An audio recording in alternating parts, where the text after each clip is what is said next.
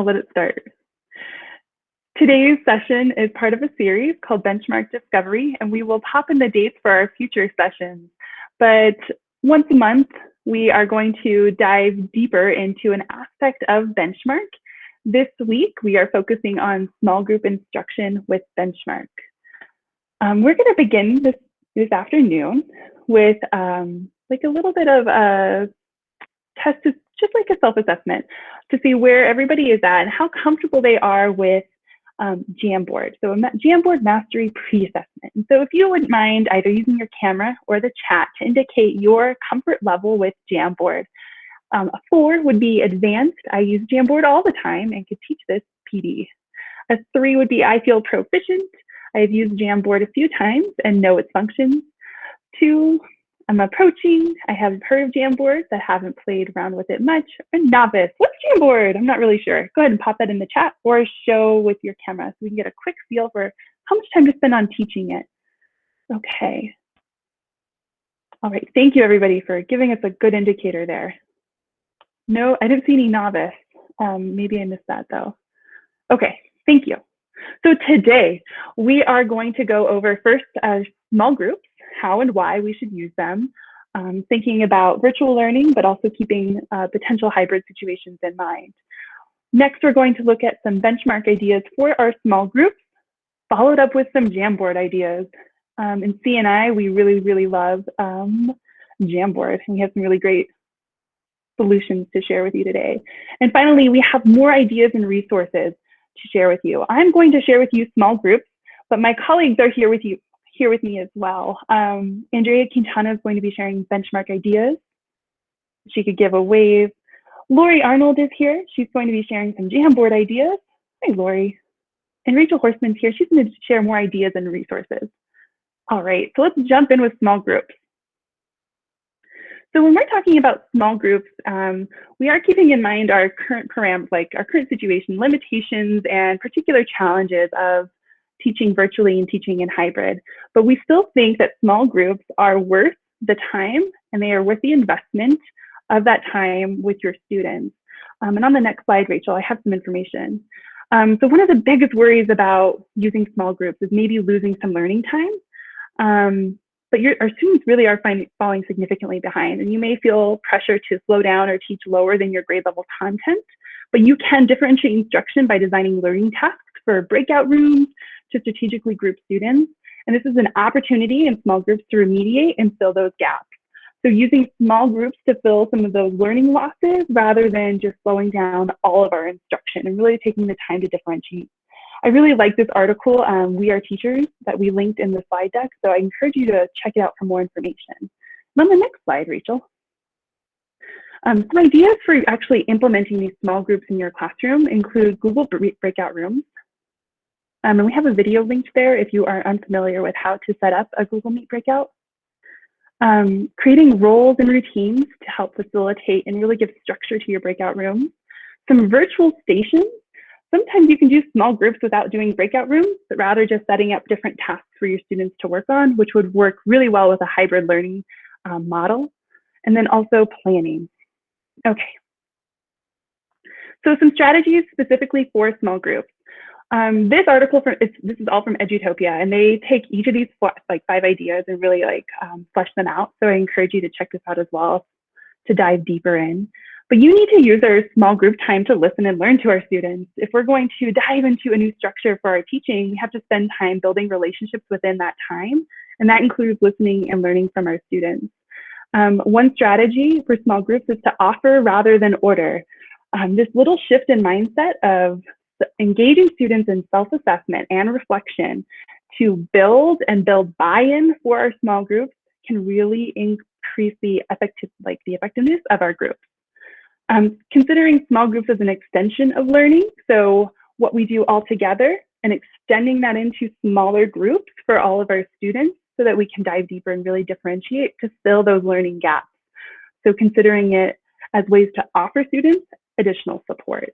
Having some choice in method is also really an interesting thought for our virtual learning. So I mentioned this earlier, but your small groups don't just have to be breakout rooms, but maybe we're offering students the choice of what they'd like to work on for their small group work.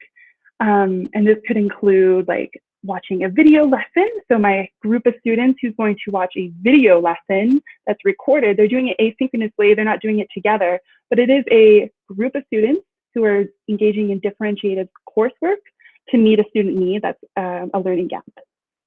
Or it might be a task or challenge. So really providing some choices is another way to look at small groups. And then also having student-driven lessons as an option. So you can consider drawing on your students and having them offer their own expertise to other students in smaller groups. This makes me think of jigsaws or other cooperative learning strategies where students can benefit from one another's expertise. All right, and we're gonna do a quick true or false. So you could do thumbs up, thumbs down, true or false, or you could pop it in the chat. Small group instruction can benefit students during distance learning. What do you think? True, false? Pop it in the chat if you care to. Thank you. I'm saying true, true, true. I agree with you. All right. And so my colleague Andrea Quintana is going to pop on with Benchmark 101, or was she not able to get on? I am going to cover for I am Andrea today. And Lauren, you know that she lost internet, so she will hopefully come back on to join us when that time comes. But Kathy gave us a great intro to small groups in general and how we could use those theories with any content area. I'm going to provide some strategies specifically from Benchmark for how you could integrate the Benchmark components as well as the Benchmark routines for small group instruction.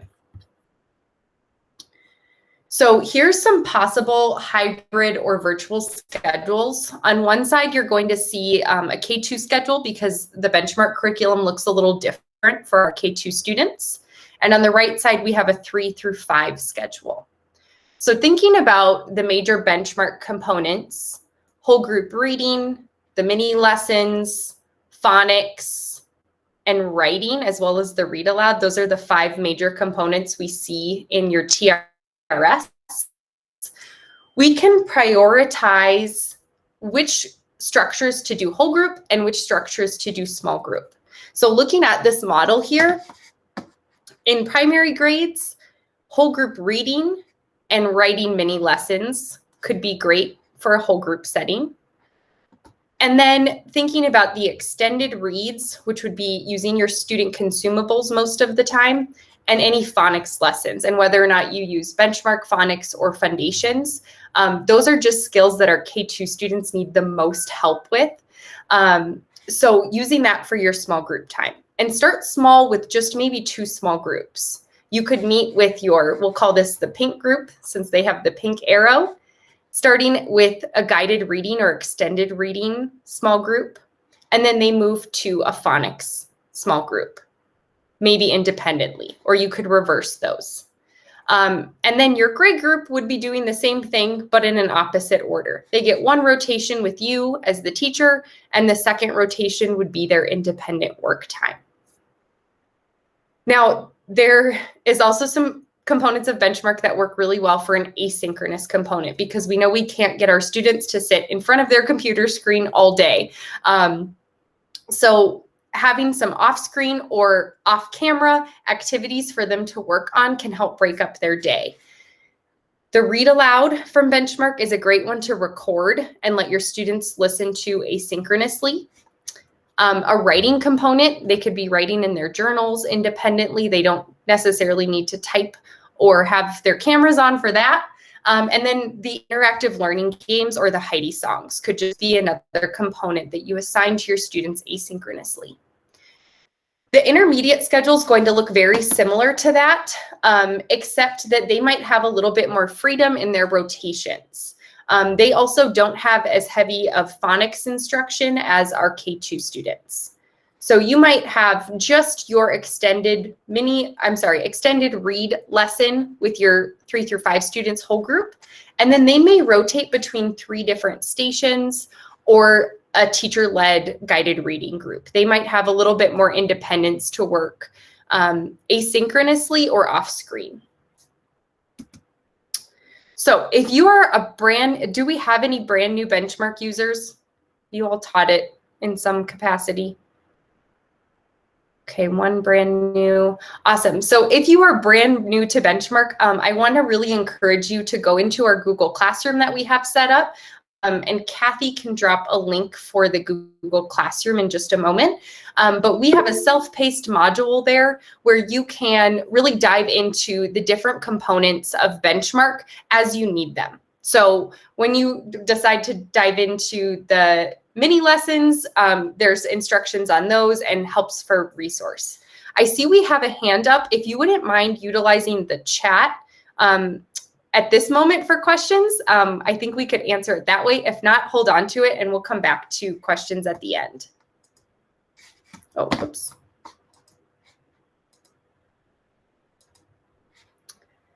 So, as with any program, and especially with small groups, it's really important to establish procedures and systems for your students.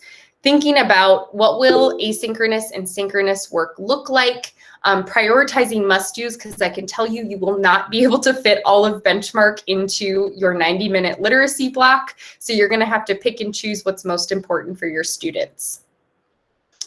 Get to know Benchmark Universe. They have virtual professional learning resources. They have tech talks, ideas for student engagement. And they also have kind of a suggested pacing plan. If you click on this image here, it will bring you to a PDF document kind of outlining what that looks like, and how you can maybe adjust your instruction for a hybrid environment. They also Benchmark has the capacity to assign assignments within the Benchmark platform. So a lot of that asynchronous work I was talking about, your students can do that right in the Benchmark platform. So you may want to explore there to see how you can assign things to different small groups. You also have the ability to assign things to just a certain group of students, or you can always put it into your Google Classroom. Benchmark also has student-friendly videos. So if you choose to use the Benchmark platform, you can use these videos to share with your students to help them navigate the platform so you're not doing all of the heavy lifting and creating any extra videos.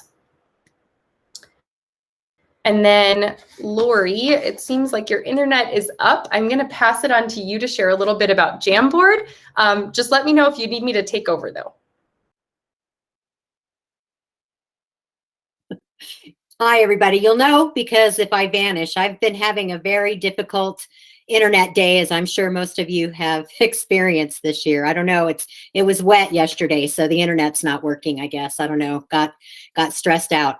So Jamboard, and I couldn't see everybody, but I got this sense that everybody's about a 3 or a 4 when we're talking about Jamboard. So you guys are pretty well know your way around Jamboard. So some of this stuff may be old hat to you. If not, and when we get to the end, if there's something that you want to share with everybody that you do with Jamboard, I will be most welcome. So go ahead and go forward. Thank you. So here's just some information about Jamboard. It is awesome because you can have such a large amount of collaborators. So you can have up to 50 people, which we're talking about small groups. So really what we're going to be focusing on is how you can use this tool really with small groups of students to great benefit. You can also have Jamboards that go on for up to 20 pages, which would be nice for a unit. So you can set up a Jamboard for one unit and then just keep building on it across the whole unit. So that's really nice. It can be assigned in Google Classroom, which I'm betting most of you know, which is always a bonus to be able to put it onto the learning platform so that the students can access it, and you can assign it certain Jamboards to just specific students within the group. Jamboards are kind of hard to, you can't search them the way that you search everything else on your Google Drive. But if you do this, type Jam in your search bar, when you're in the drive, then it will pull up all your Jamboards so that you can locate them, which is very beneficial. I just learned that trick not too long ago, and it helped a lot. Unfortunately, you can't get a version history. So you can't go and check back on students and see exactly what they did or added or didn't add. So this comes back to setting your expectations in small group and really training the kids to, when they write, if you're having them annotate something or write something on a sticky note, to include their name or their initials so that you know who is the person that put that up. And that kind of does away with some of the anonymity piece of it.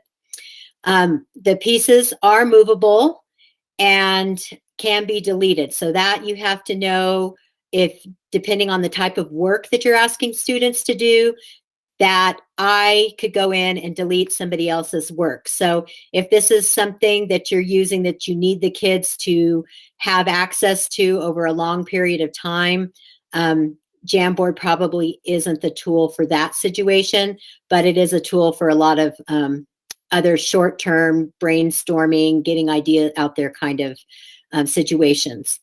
So you can add images or objects by adding a huge text box overlay.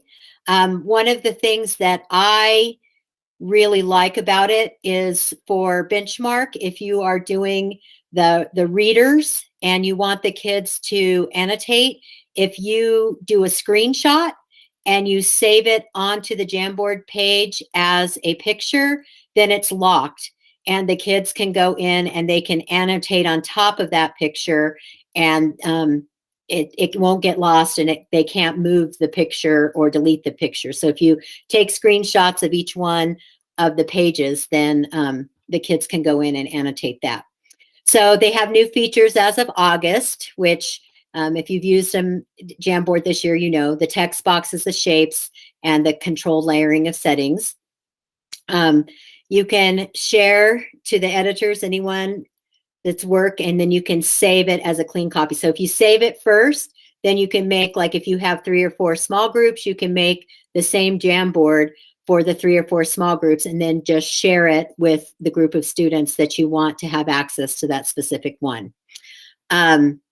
You can do, well, same thing, the small groups within the frames. And it is now integrated within Google Meet. So you can use it as a whiteboard, an interactive whiteboard with your instruction if you're doing virtual instruction with students that aren't there in your classroom with you. All right, go ahead, Rachel. And so this is just some ways to monitor student work. You can assign the group of students to collaborate on one Jamboard as a small group. And kids tend to act up less in small groups because usually the ones that are acting out the most are trying to act out for the whole group.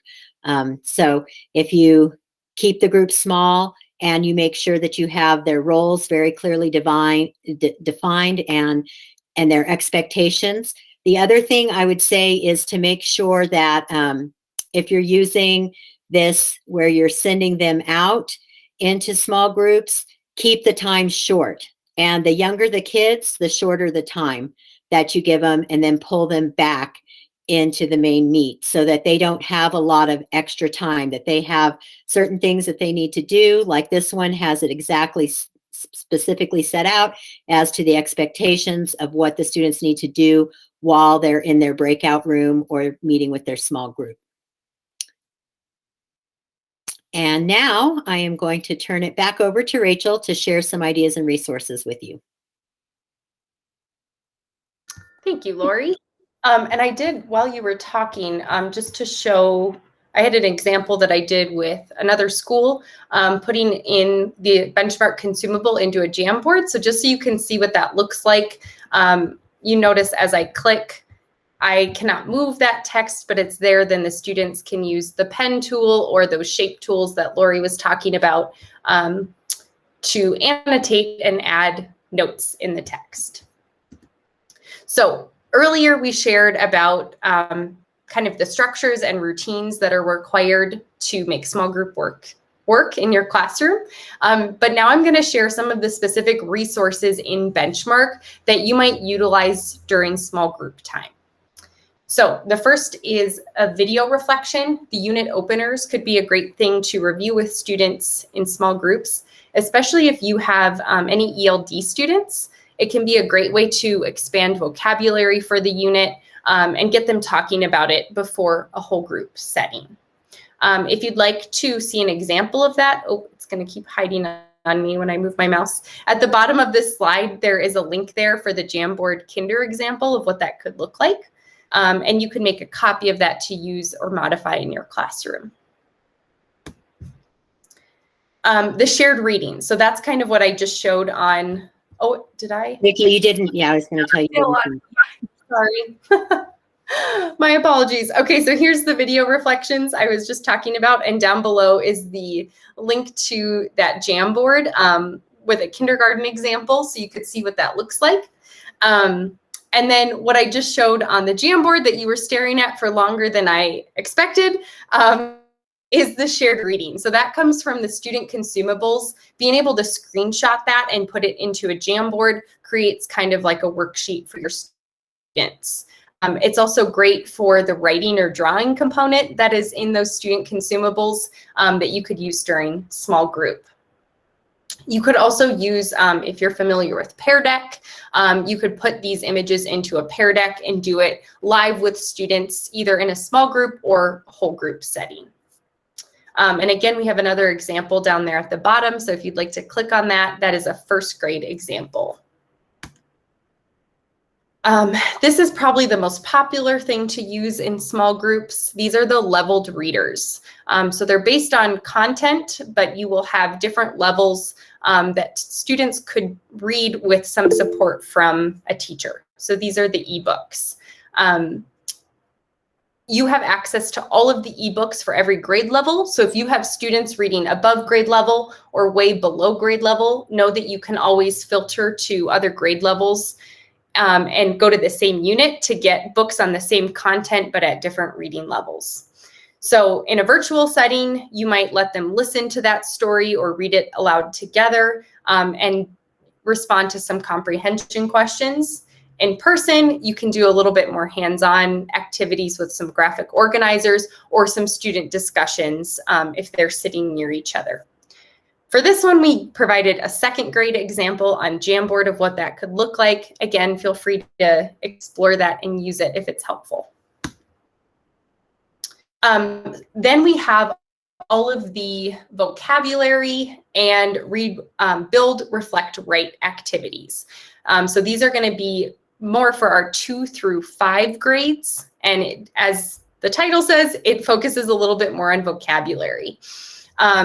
And writing specifically. So virtually, you could screenshot this and put it into Jamboard or Pear Deck to make it interactive for your students. And then in person, you could have a journal for them or a booklet with some of these vocabulary cards and resources. For our younger students, they have alphabet poetry. I believe this is just in kinder and first grade, if I remember correctly. But as you can see, this one goes with the letter G. So students can listen to you recite the poem, or you could recite the poem chorally. And again, screenshotting it to put it into Pear Deck or Jamboard allows for some interaction for your students. The decodable books. These are different than the ebooks in that they are decodable, so they have a specific phonics pattern that they target. Again, these are just resources for kinder and first grade that you'll find. But like I said, you have access to all grade levels, so if you have students that might benefit from using decodable texts, know that you have access to them. And in your materials, your physical materials, you actually have these as big books. If you teach kinder or first. So in person, you could use that. If you're streaming live for your students, you could hold it up if you wanted to just model flipping pages for your students. But know that there's also these decodable passages, which would just be a one-page phonics study for your older grades. And that's called word study versus phonics. We also have pocket charts. So again, your physical materials, you have actual cards that you might move around in a pocket, but the e-pocket chart allows you to do that digitally, and you can also assign that to your students so that they can build word cards as well. So if you weren't able to send home foundations boards, this is a great alternative to that because your students can still manipulate word tiles. You could even build words and then do some syntax work so that they're moving words around that way. And then of course, all the phonics cards, the freeze cards, and the picture word cards. Okay, so in the small group books, going back to the ebooks, you have a teacher guide for all of those. And there is a tab there with independent learning ideas. When I was in the classroom, this was one of my favorite go-tos to build my small group activities because I would work on this book with my students in guided reading, and then I would pull some of those independent learning activities for them to do at their other rotations without me, knowing that it was a direct correlation to what we were working on in our small group together. So in Benchmark, you'll see that teacher resource tab in the top right corner when you click on an ebook.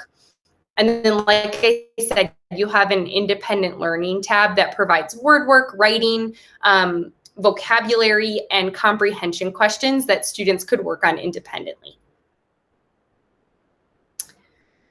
Another version of the ebooks is Reader's Theater. This is really fun, especially if we go to a hybrid setting, because students can practice student voice and taking turns and character development. So these are not leveled in the same way that our ebooks are, but they are thematic in that they go along with each unit. Then there's a whole bunch of just extra activities that these materials you will not find really in your TRS. They are all supplemental activities that you might just choose to dig through and pull some pages from for your small group lessons. So there's the grammar and spelling book, handwriting pages, high frequency words. You'll find those all throughout Benchmark at every grade level. I talked about these a little bit earlier, but there are the interactive learning games that are for high frequency words and for individual letters. And there's also the Heidi songs, which look like this, and those are just videos to accompany those games. Again, you could assign these for your students by sending them the link in Google Classroom or doing it, where you present your screen in a Meet with your students. And then we have the TRS resources. So when you go into Benchmark, if you go to your differentiated instruction planner, you can look at the recommended trade books or the Connect Across Disciplines inquiry projects. These are just other ideas for things that you could do with your students in small group. Okay, real quick, a reflection. You can do this on a piece of scrap paper. If you'd like to use the chat, we'd also love to hear from you. Sticky, what stuck with you today? Tricky, what new tricks are you excited to try? And icky, what is something that you feel nervous about or still have questions about before trying? I'll give you just a moment to think about that.